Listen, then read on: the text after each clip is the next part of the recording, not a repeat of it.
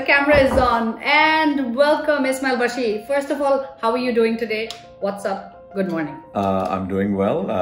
You know, it's another one of those days where you have to wake up and the kids have school now, online school, which is a challenge. You know, I'm so used to sending them away. I'm saying that goodbye, bye-bye. And now they're in. So don't be surprised and shocked if they come into this interview. If they suddenly pop in. They might pop in, Daddy, give me a snack. You know, and I will say, get lost. No. I mean, first of all, what was really interesting is on Facebook, I saw a couple of months back, you had your birthday. I think Ramzan se pehle, sometime around that time. April all your 25th. Friends came and they 25th April, that's right. And they wished you can send me a present. I take belated checks. I will do that. I will do that, yes. And I just need to tell my audience that this, so there's 2 gifts. Okay, I need to tell this to my audience that the characters he plays, it's really serious and all that, but in real life, he's a proper masaledar and a fun guy, you know, full of fun. Like, you're constantly like, I mean, I've just met you a few times and you have been extremely like, you know, very warm, welcoming, funny. And, you know, you have been one of those guys, you know, who is really friendly, and that really doesn't, you know, I think that works a lot for artists. I think you're too kind. Thank you. When did you first realize, okay, you know what? I want to act and this is all I want to do. Whether it's on theater, camera, whatever. This is what I want to do. This is all I'm passionate about. I don't know if I've realized that yet. What do you mean? I don't know. I mean, every morning, sometimes I wake up and I'm like, how long am I going to do this? Maybe I should run away and join the circus.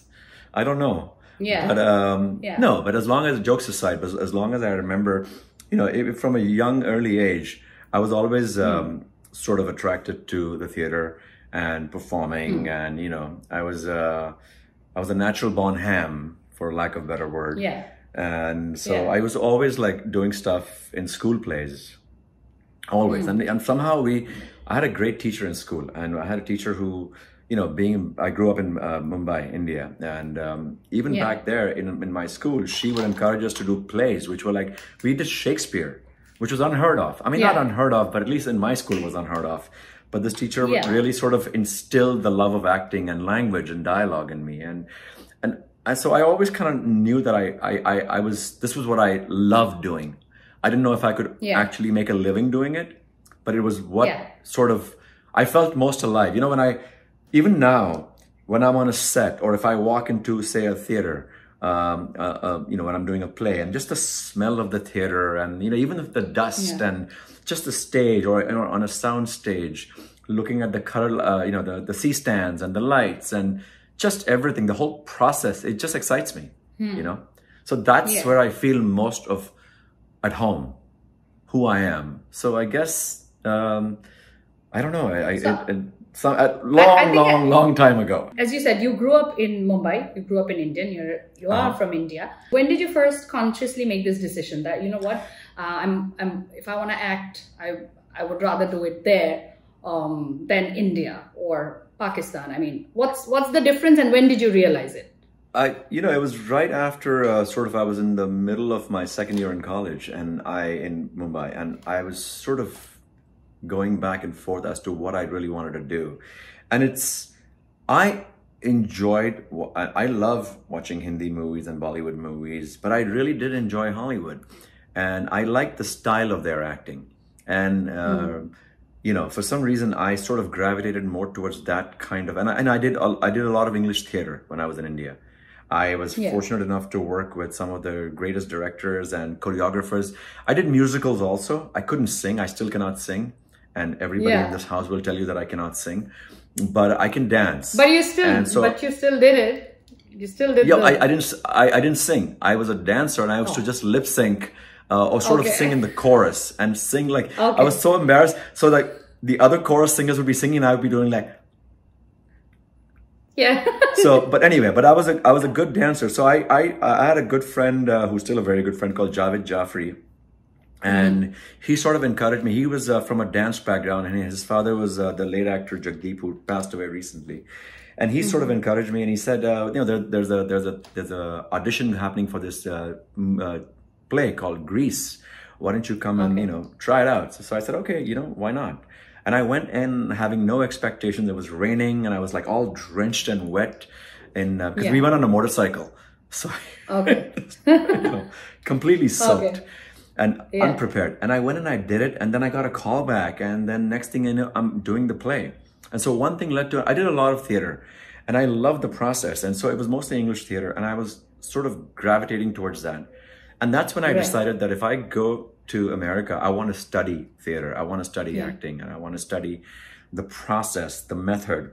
And I was very inspired by, you know, like people like Lee Strasberg and Stanislavski. Stanislavski originated the concept of method acting and sense memory and emotional memory and all that. And so that was the next organic move, is to move to the US. I moved to New York. Right now I'm in Los Angeles. But I moved to New York, and I thought, well, you know, and so I joined school there, Lee Strasberg. And next thing you know, I was in acting school, and so on and so forth. Awesome. I just realized also that my leg just kicked this. So in case you see a shaky camera movement, it's because my leg hit the tripod. Just FYI. You know, I can see, I mean, I always see this thing in you. I mean, whatever little bit I can see is like you are a proper like perfectionist. So is it just in terms of work, or is it in real life as well? Like, but I'm very like, everything has to be by the book.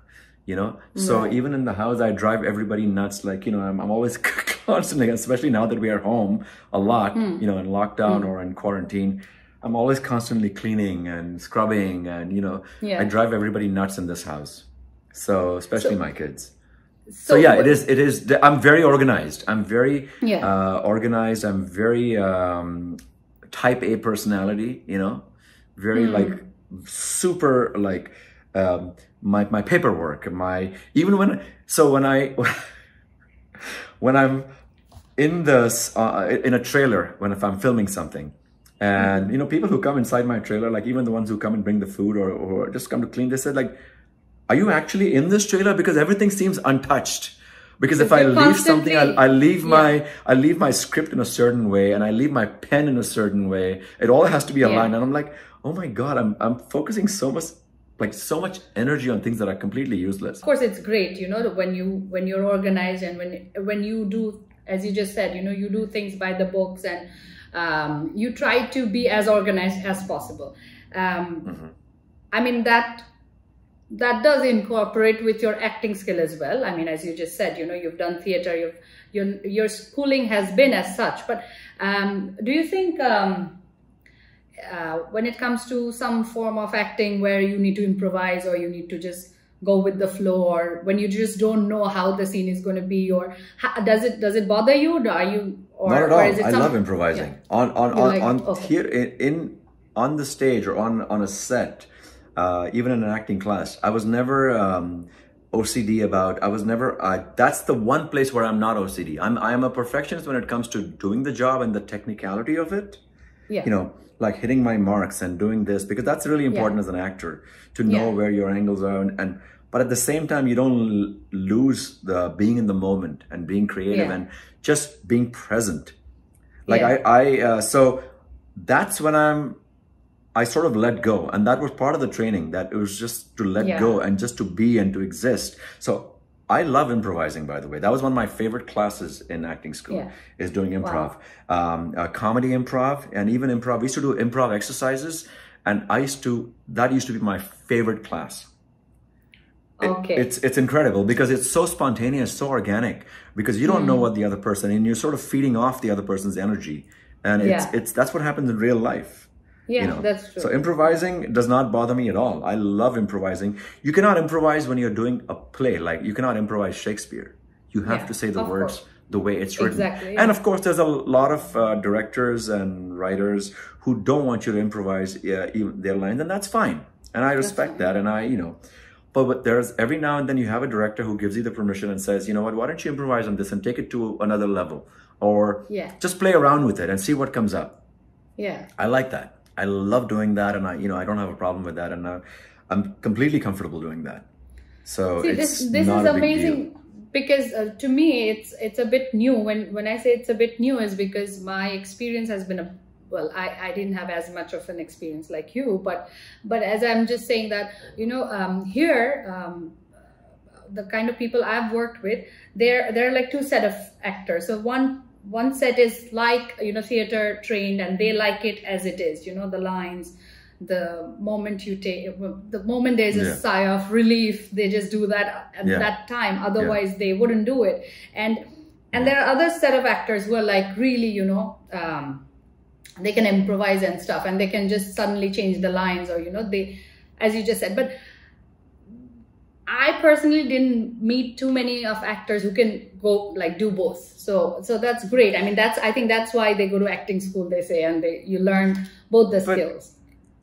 Even if you're doing theater or you're doing film or TV and you're sticking to the script and I think it's good to be disciplined about it. But I personally, for me, I like the fact, like, I don't, if in the script it says, like you just said, sigh or this and that, you don't play the emotion, you play the truth. I think that's important as an actor.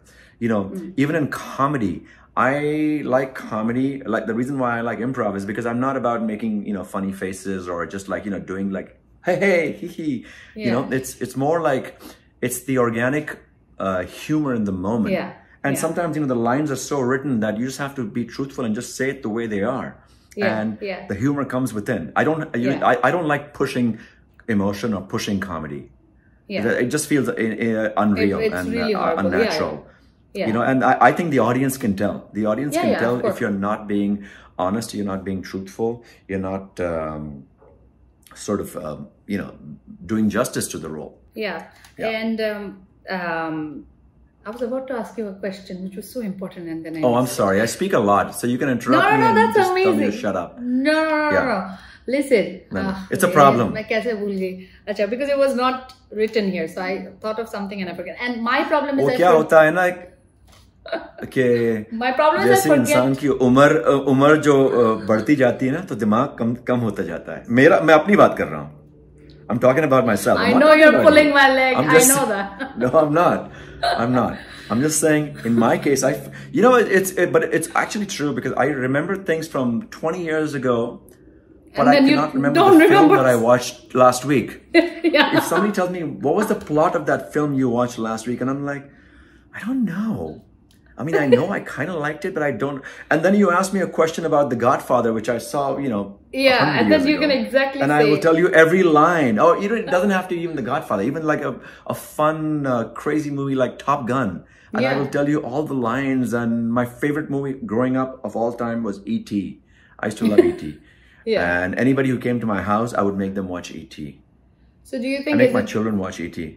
So you think it's really the Umar, which is age, or is it just because you watched it with so much of passion and the story was so good, it was so iconic, so you just, I think it's a bit of both. I think the older you grow, your retention power for things that don't matter, it just goes away. At least for me, it's like, if I watch and right now we have so much of stimulus in terms of, stimulating our minds, but like there's a million channels and there's Netflix and Amazon and this and that. And I mean, you're watching different things. When I was growing up, we had like one TV channel. And I think that's sort of, it became two. And maybe later, like but it was like one channel. Maybe like few shows throughout the week, and then even they used to show a movie on Sunday evenings, and my whole neighborhood, because we had a TV in our house, and the whole neighborhood would come and watch the TV and the movie. And so there was not, so you kind of absorbed it better. I don't know. And I remember going to the video, we call them rentals here, but we used to call them video library. We used to go there and get them like the VHS tapes. I'm that old. We use VHS. The cassettes. Video cassettes. Video cassettes. We used to have VCR. I didn't grow up in DVD times. DVD came much later. So, I just wanted I just wanted to pretend and say, no, I grew up in the DVD times, but no, I grew up in the video cassette times as well. You're like, I just grew up in YouTube times. I don't even know what DVDs are. I'm all about digital media. No, not at all. Well, I just remembered the question. First of all, do you think it's a problem? I often forget. Like when I'm talking to my guest and then मेरे दिमाग में बहुत कुछ चलता रहता है. Do you think this is normal? You think I'm okay?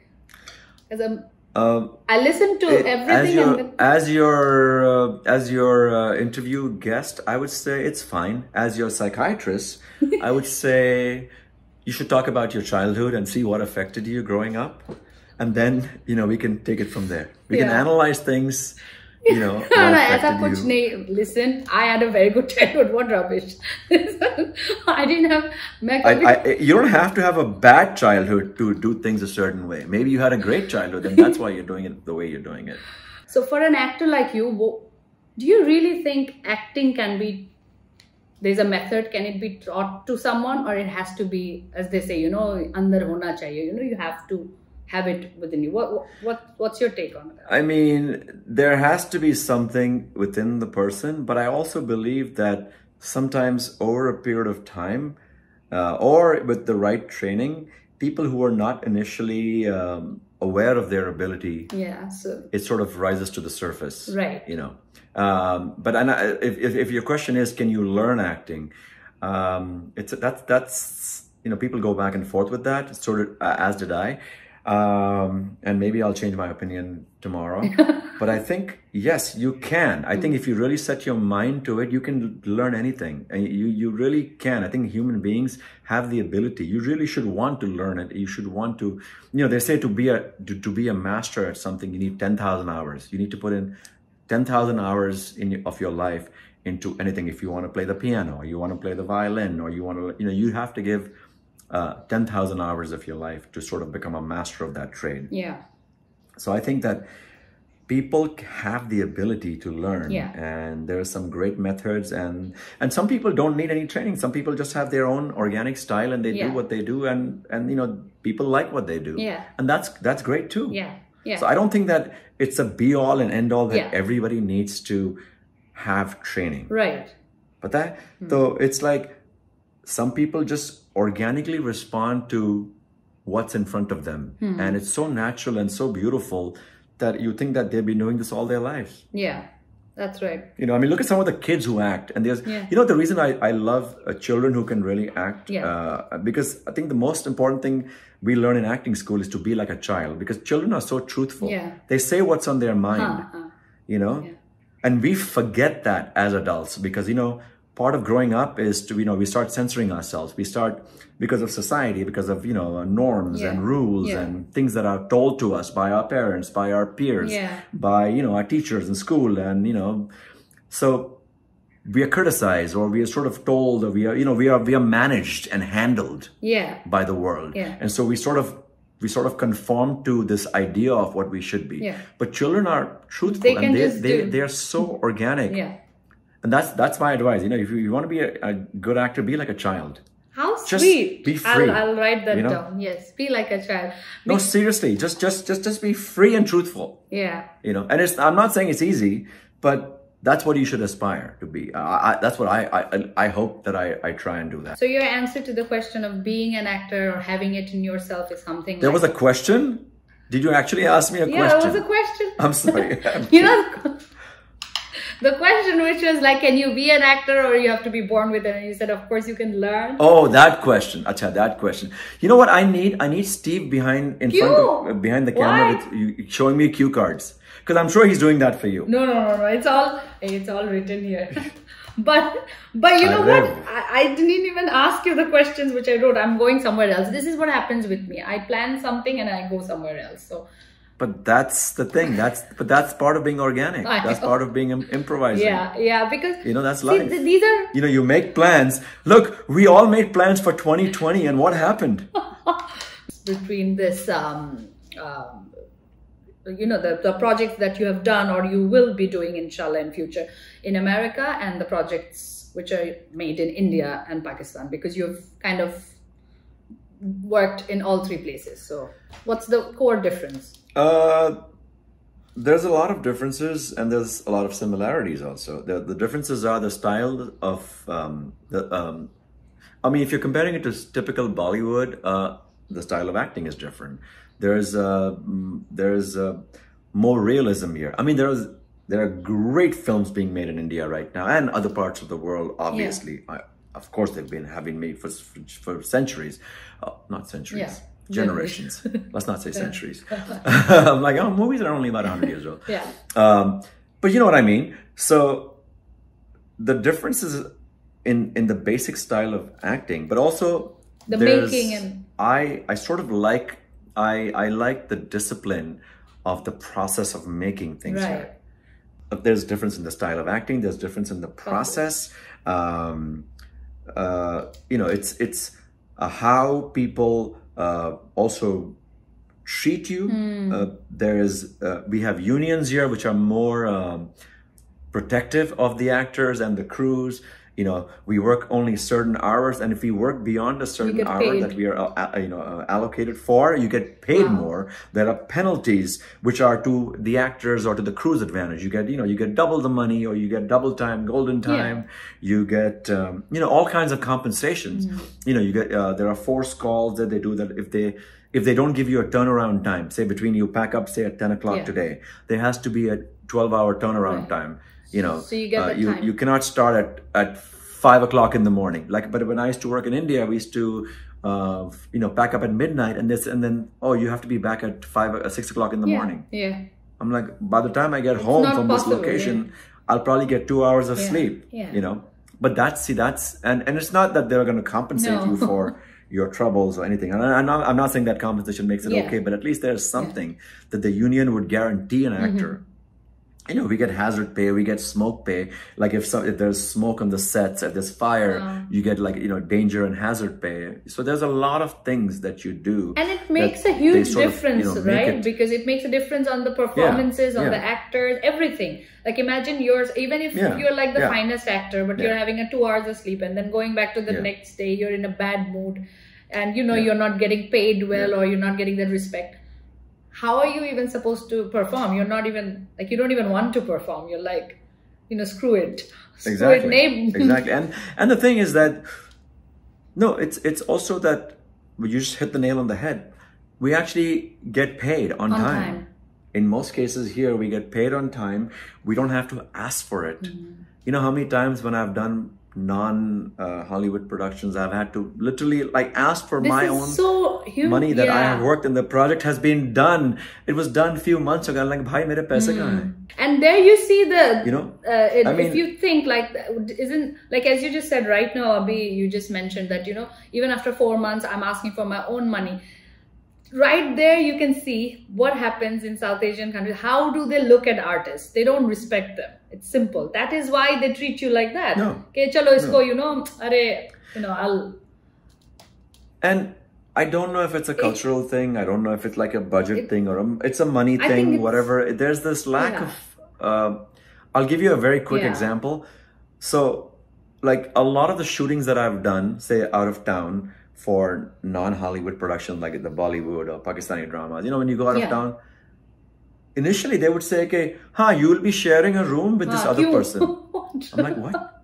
I'm a grown person.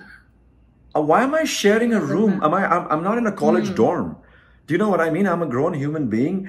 I need my own privacy. I need my space. I need my process. I need to learn my lines. I need to be comfortable in my space. That's my safe space. How can I be with a stranger, even if that person is a friend of mine? I don't want to share that space. That person is not my spouse or my partner. I need, and it was like, "Arey, tumhare to bade demand hai yaar." And then they'll think you're difficult, that you're asking for. Exactly. Arey yaar, iske to bahut hi demand hai, bahut nakhre hain iske. So that is the difference. You don't see that. I never saw that here, even in sort of low budget production. There's that respect that you get. You know what I mean? And I think so basically that was should I just say that's one of the core reasons, because since you're a very organized person, you wanted to be in an organized system. It's sort of, it helps the process. Do you know what I mean? Because one of the things that we learned in acting school at Lee Strasberg in New York is relaxation. If you are not relaxed, you cannot perform. And relaxation doesn't mean, oh, I'm so relaxed, I've had a glass of, whatever. No, relaxation means you're mentally relaxed, you're not just physically relaxed, but they would relax everything. So they would actually show us this process, how you relax every part of your body, starts from your head. And it's literally a mental thing where you tell your hands and your face, like, let it go. Let the tension go. Let the tension go in your jaw. And maybe it seemed like a lot of mumbo jumbo to a lot of people, but it worked for me. Because if I'm worried about ke yaar wo mere how will you? Yeah, or my car has a flat or it needs to be fixed. If I have that tension, if I cannot let that go, it'll carry through. It'll transcend to that performance. Of course, And so that's part of relaxation is, you sleep better, you sleep well. So you wake up and you can, that's the other thing. I consider myself to be a non-actor, a very bad actor, because I can't act, number one. Number two, whatever I did, I think it was like anybody can do. It's like something, you have 1 hour, you have this many scenes, you do this, okay, go. That's how we work. And then you sleep for a few hours and then you get back. So this is not acting. This is something like a normal, ye koi bhi kar sakta hai. That's what I feel. Kyunki I don't think you're giving yourself enough credit, but I don't think koi bhi kar sakta hai, but I think, but I get what you're saying. I completely understand what you're saying. Even if someone tells you, can you be a good actor? Don't you need some, I'm not saying, as you just said, I'm not saying, okay, I need 5 years of training, I need this, that. But thoda sa relaxation ke liye bhi to you need few hours ke acha isko na, this bandi ko usko thoda sa seekhne do. Seekhne ka waqt nahi hai. Aao, you're beautiful, you're pretty, acha, chalo, you're trending, go. We are gonna sell you.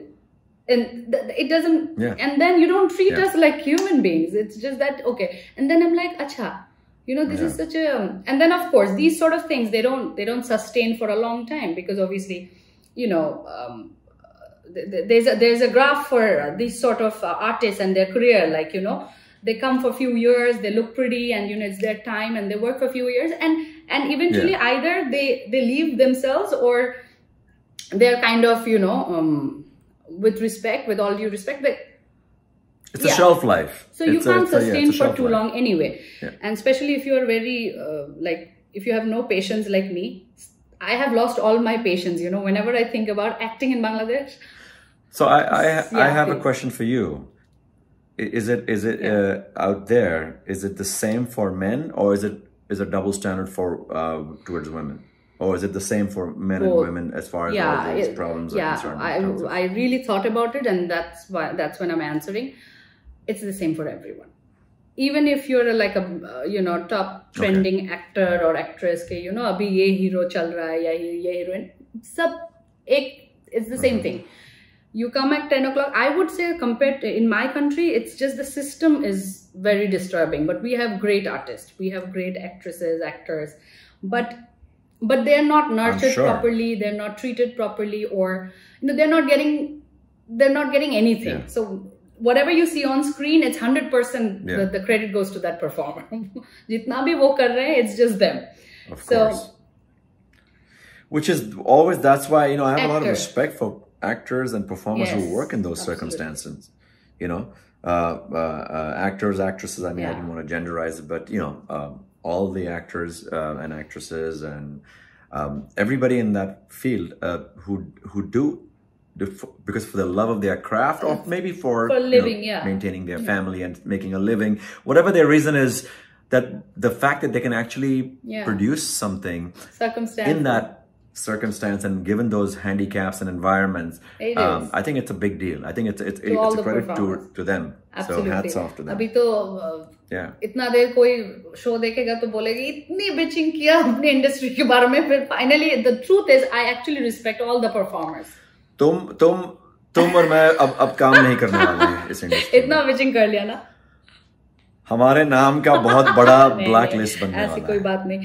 अभी so I have seen you in a movie recently. I was watching Reluctant Fundamentalist. How was it working? Fundamentalist? Long time back, right? It was a long time ago. It was like 2011, I think. Yeah, 2011. Yeah, she's goddess to me. Like every time I watch her films, I'm like, "Mujhe aisi film banani hai." How is it working with her? Oh my God. Yeah, that's great. She's fantastic. She really is, and she's that kind of director who makes people feel good and special, no matter what your role is. That film had a lot of big actors, from Riz Ahmed, who was, the star. Yeah. They had Kate Hudson, Kiefer Sutherland, Leah Schreiber. Yeah. They had, a bunch of, they had a bunch of big name actors. So, I was there for like 3 days, literally. And we shot it in Atlanta. And when I booked the role, I was very nervous. Was it the first time? Oh my God, I'm going to do a Mira and Iyer film. Worked with her? And yeah. And so I landed in Atlanta, and I, from the airport, went to my hotel, and I checked in, and I went up to my room, and as the elevator opened, Mira and I are standing there waiting for me, and she comes and she hugs me. She's That's like, how a maker should be. You know how you should nurture your performers, everyone. Yeah. She just came and gave me a hug. Then she took me to her room, introduced me to her husband, and the three of us, we had long conversations. So her husband's Mahmoud. He's from I think East Africa. She's married to a Muslim, and he's such a brilliantly intelligent man. Yeah. I mean, she's obviously, she's Mia and I don't have to say anything about her. But he was so prolific in his, just listening to his, and the cool thing was, the reason also she took me to meet him, because my scenes were going to be with him. So if you saw this, me in the film, the older guy in the scene, that's Mira's husband. Watch that scene again. We are both sitting, we're supposed to be, I think, in a Pakistani deli, and we're talking to each other, like, and then suddenly Riz Ahmed comes and told him, your credit card doesn't work, don't worry, I got it. So that was her husband. And so she was, even for, for someone like me who had 3 days of work in that film for a short scene, she was, and again, see, the day I landed was in the evening, I went and met her. Even the next day I did not shoot. They gave me a day off. The day after and the day after was when I shot. So I shot the next 2 days. And it was great because the next day I wasn't shooting, but she said, come to the set, come visit to the set, come have lunch with me. So we went to the set, and which is the designer, the costume designer, his brother was an old friend of mine from college, from India. So this designer is very well known. He does a lot of Bollywood and Hollywood. His name is Arjun Basin. And Arjun Basin if you IMDb his work, he's done amazing Hollywood productions and Bollywood productions. His sister is also a designer, but his older brother Sanjay was a friend of mine, and so that was a serendipitous to meet him and work with him, and then we all had lunch together, and I was in Atlanta, and then I shot the next day. So I was like so happy and so relaxed. And I remember when the scene wrapped, and the one thing they do, and I'm sure they do it in India or Pakistan also, but not when I used to shoot there, but maybe they do it now, is like when you're wrapped for a movie, if you have given your last shot, they say, okay, that's a picture wrap on, say, Ismail, or there's a picture wrap on Sonia, and they'll all start clapping, and they'll all come and they say bye to you if that's your last scene. No matter, even you could be a day player, and they'll come and do that. So, when we wrapped up, so everybody announced that, then Mira came and gave me a hug, and, Mahmoud, so it was such a brilliant experience. It was so heartwarming. So I'm just waiting for the next one. Yeah, definitely. I would love to see you in Mira's next project. How challenging is it for South Asian actors to work in America, where every now and then you see a white boy and a girl falling in love, and that's the only kind of films they make, even if they make horror films or anything sci-fi. I mean, they're all great, I love them. Now I'm also being very diplomatic. They're all nice, but why? First of all, my complaint was, why don't we have a brown person as a lead? I think it's changing. Do you think after this, but it's definitely after this it's definitely been a trend. Right. I mean, there's a shift. No, it's okay. There's a trend right now, which is sort of, there's a heavy stress on diversity, and I hope it continues. There's a movement, and I think African American or black actors have worked really hard to be respected and assert, and then the Latino actors have done over the years in Hollywood. And I think right now there's that people are noticing South Asian actors from India, Pakistan, Bangladesh, and I think diversity as a whole is very important because you've been to the US. You know, people have this weird notion, at least if you go to a place like Los Angeles or New York or Chicago or even any major city. Absolutely. It's not all white. There are people from every part of the world, but when you see a movie, it's always a white guy and a white girl falling in love. And, you know, if you see any scene in real life, you step out of my house, you will see there's a black person, there's an Asian person, there's a Bangladeshi, there's a Pakistani, there's an Indian, there are Indian restaurants. There's everybody is so multicultural. You know, I think it's more multicultural than India. I mean, India is multi-religion. But, you know, everybody, mostly you'll see, then you might see one white person. But in the US, you see all races. I mean, I'm not saying if you go to like a small town in the Midwest or like, you know, in middle America, you're going to see, you might only see white people there. Or maybe you might see a few black people, but you might not see too many. Although you might see Indians everywhere. I think South Asians are now everywhere. The Gujarati community. Well, the every motel in the U.S., I think 90% of them are owned by Gujaratis. Absolutely. So that's a big deal, you know. So there's you'll find them even in small remote towns. But yeah, it is an issue. It is an issue that, you know, and it's like the chicken and the egg theory. Like what came first? People say, you know, the producers blame, the casting director blamed the producers. They say, well, that's what the producer wants. The producer said, that's what the audience wants. The audience says, no, we want something better. You know, we don't give our audience enough credit. We treat our audience like they're not smart, you know, and you give somebody good content, fantastic, and that's the change that is happening in Bollywood right now. They were fed only a one type, and now they're given these amazing shows on Amazon and Netflix, are coming and movies. They're so amazing. Yeah, it's not just the same kids. I mean, there are these shows like, you know, like Vikram Chandra's Sacred Games and this, and you know, really like, good. That's fantastic, you know. So the same thing here, like movies like Crazy Rich Asians had an entire Asian cast. You know, it was all shot in USA, right? They had, you know, an Asian man and Singapore. Okay. No, it was shot in Singapore. Crazy Rich Asians was shot in. It was an American director from the Bay Area. But it was shot in Singapore, mostly in Singapore, because they fly to Singapore. The girl flies with the boy, and then she discovers that he's this super rich, you know, and there's that, you know, poor girl, rich this guy, you know, it's family. Different. But it was so much fun, and people and the movie made so much money. So it's this like a wrong concept that you know. So it's like you give people the option, but. Honestly, I mean, I've been auditioning for such a long time, and every role that we used to get initially, even now, you know, it would be like, at least, I'm talking even 10 years ago. If you were Middle Eastern, then you got all the terrorist roles, Indian, all the cab drivers, all the doctors. So, you know, so Bangladesh, they would be the 7-Eleven owners. All the 7-Eleven store owners, they would be a Bangladeshi.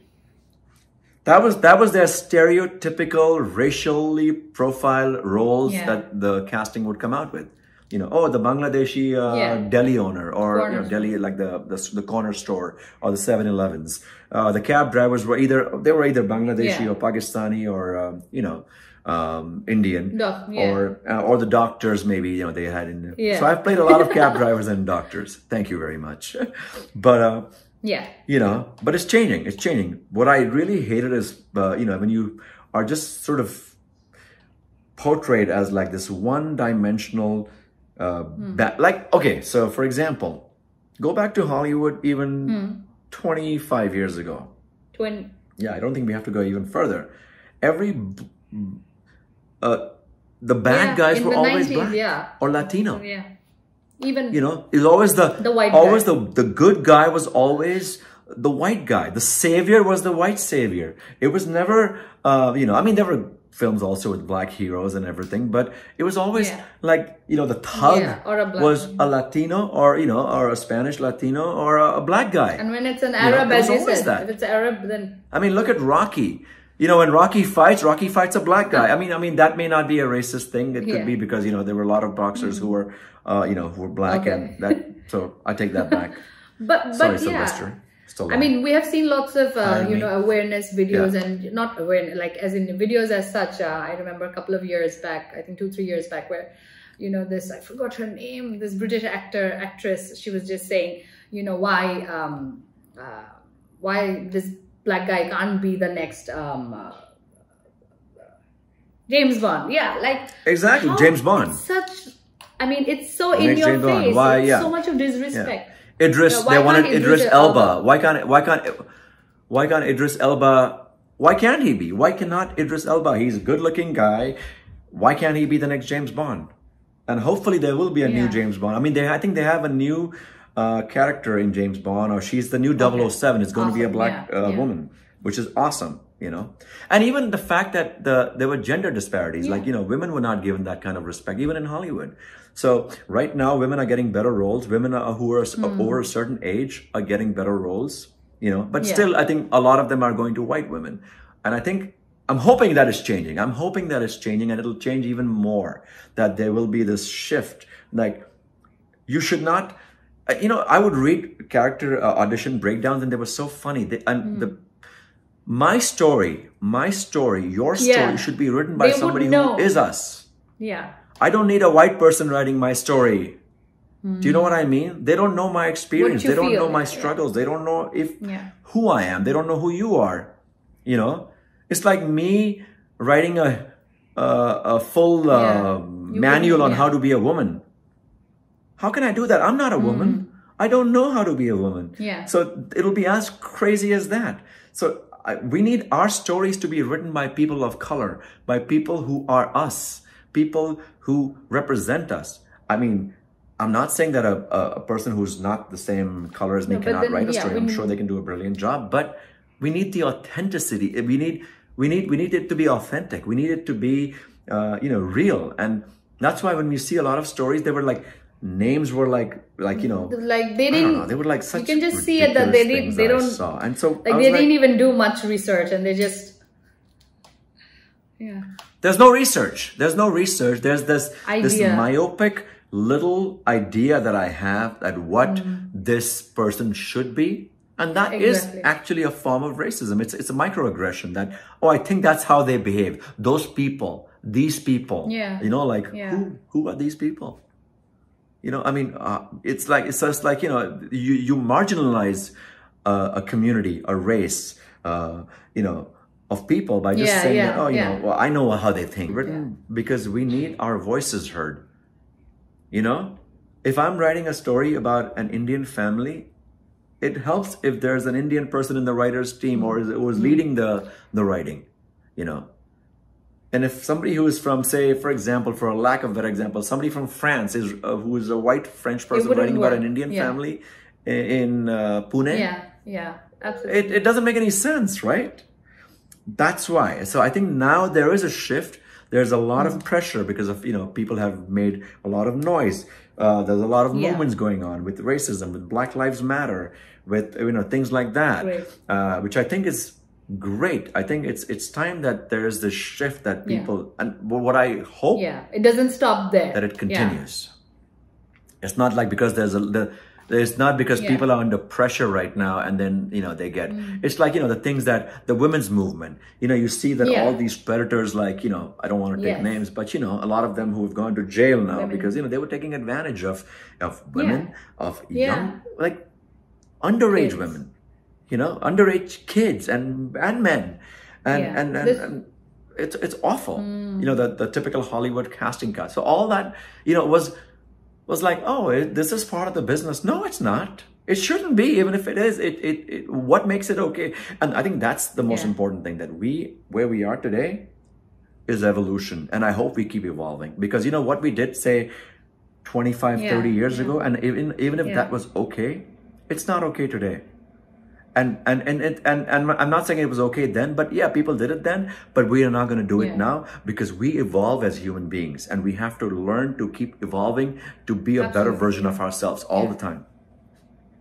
Seriously, I mean, it makes me mad because I'm raising 2 daughters. I want this world to be a better place for them. I want this place to be a better place for all daughters and all sons, you know, and people of all, I mean, I don't mean to sound too preachy now, because that's not my job.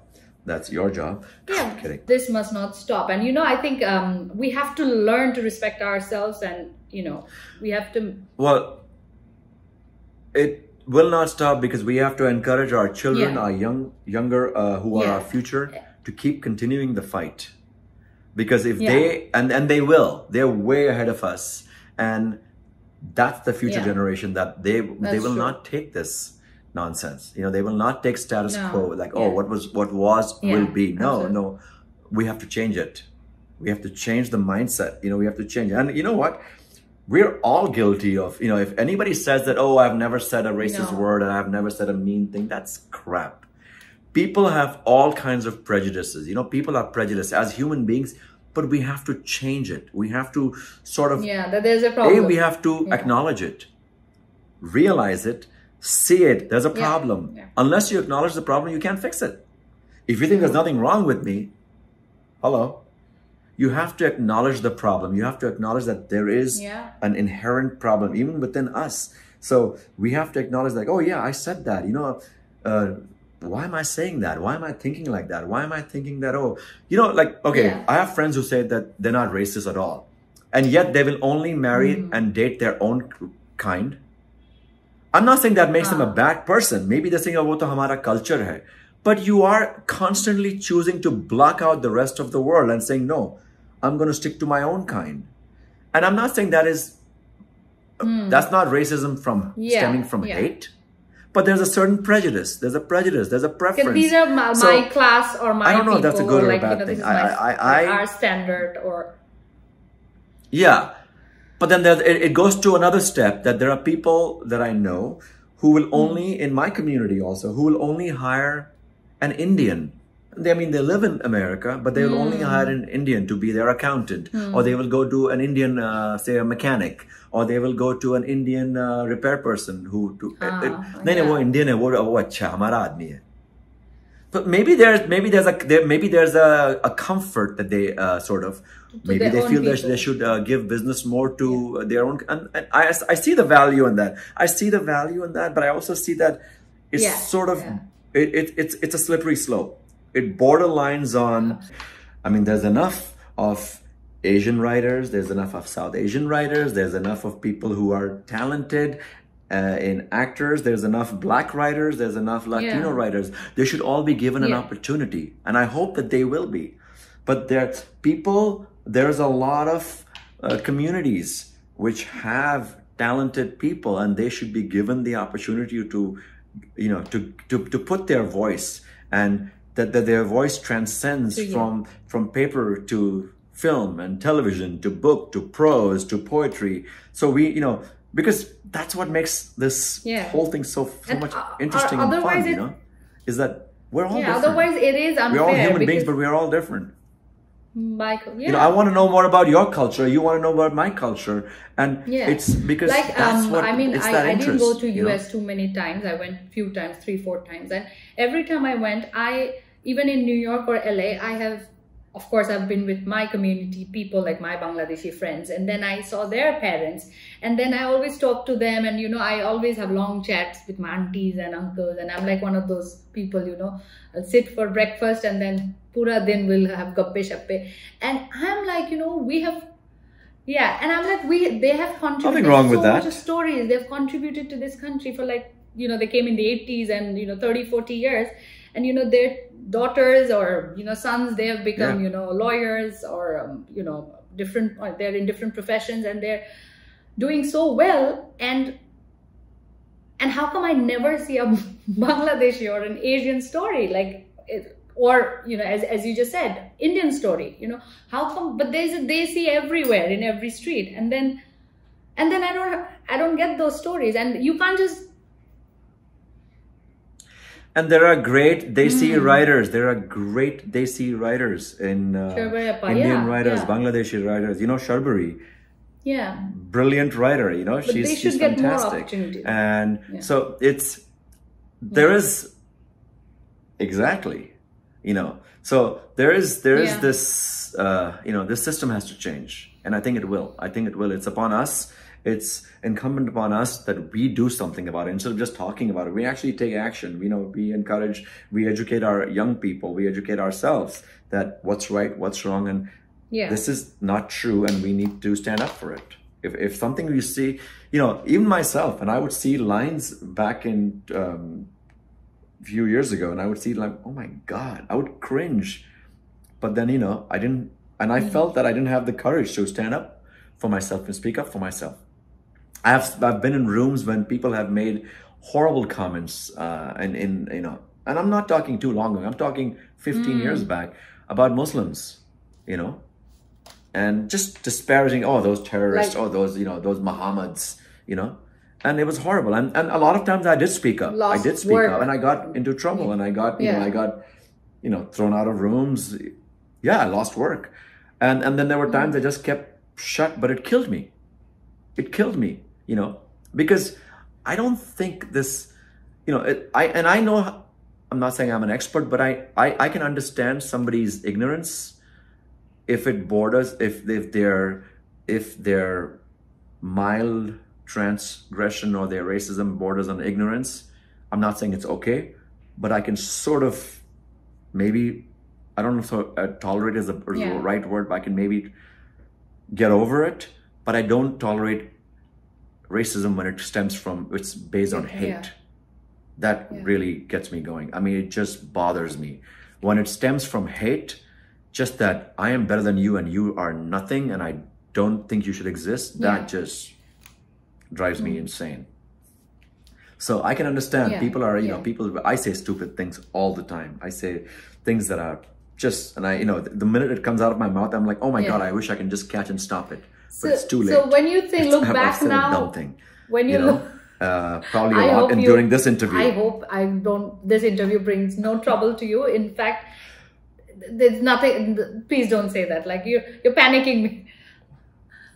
I can see that once you watch it, there'll be so much editing to be done. You say, "Arey baap re, kya bola?" Your whole interview of whatever hour or so many will be like a trailer. It'll be like a trailer after all the cuts. You'll be like, Sonia, isko kaatna parega, isko tum itna rakho. Main bolungi, no, I would. No, I don't do that. Of course, this is your thing. You do what you want. I mean, for me, like right now, you just said something, you know, there are so many times I had my own regrets, or, you know, coming back to that point, like, how do you, like, do you think you have changed from that time now? Because obviously that time you were way younger, you didn't know what to say. Like, when I... I think in my old age, I have more courage now. I don't care if somebody is being racist or insensitive. I don't care what they think about how I react. You know, I will use my words and I will let them know exactly what I think. You know what? Because if they're going to weaponize their ignorance to shut me down, I will try and educate them and tell them exactly what I think. That's all. You know, I mean, that's because I don't think it's right. I don't think it's right. You know, I don't think we should marginalize any community, any human being based on their gender, you know, or their religion or their race. I mean, the color of their skin, or even on, you know, people make fun of people's accents. I think you should celebrate accents. I have an accent. You know, everybody has an accent. You should celebrate people's accents. I mean, it's one thing if you're just doing it, if you're teasing someone for fun. But if you're like, I should see them talking like this, in, you know, like they're portraying Indians. I was like, oh my God. Is that how we all sound? No, not everybody speaks like that, you know. And just stop making an Indian accent your tool for comedy in a show. The comedy should be the text, not the way someone talks. If that character talks because he's from India, so be it. That's okay. Beautiful. Be true to the character. Have that accent, but don't become a don't do a caricature. You know, don't become a. And that's what bothers me. Yeah. Talking with an Indian accent for a role doesn't bother me at all. But if it's made only to make me look stupid and make the other person laugh, so that's awesome. See, I mean, as you just said, like now you have changed, and now you think, you know, you would. There are a few things. If you see that the line is, you know, crossed, you would educate them, as you said. So like there are many incidents like that. When I look back, I have lots of moments that I still think, and I'm like, why didn't I hit back? Why didn't I say something? You know, but now I think I have changed a lot more. Like there are few zones, like few situations, maybe I won't be, if I'm unable to tell you, like I'm one of those person, if I am unable to, like at least I'll cut it, you know, I'll somehow disappear, or I'll do something, but I wouldn't, like I've made this conscious decision that I wouldn't allow anything which is, you know, disrespecting me. So like, as you just, you know what, in simple, like don't take crap from anybody. Don't take it. Even if that person is someone really big, it's okay, but I don't need to. Who cares? One needs to. You be you, you do what is true to you. Yeah. That's it. And that's the philosophy you should live with. I mean, it's not my place to teach you. I don't want to be accused of mansplaining to you, you know? No. But, no, this is awesome. But that's like, you do whatever feels right for you. Yeah. And that's what I tell my kids, you know, like, you know. Because as you said, you're... Till they don't want to do their homework.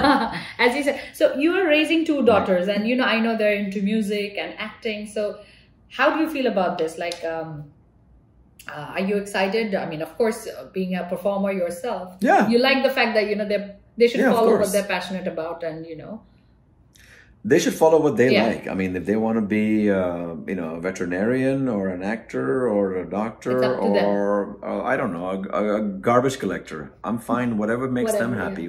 They have an awesome daddy, and I'm sure you. They won't say that today.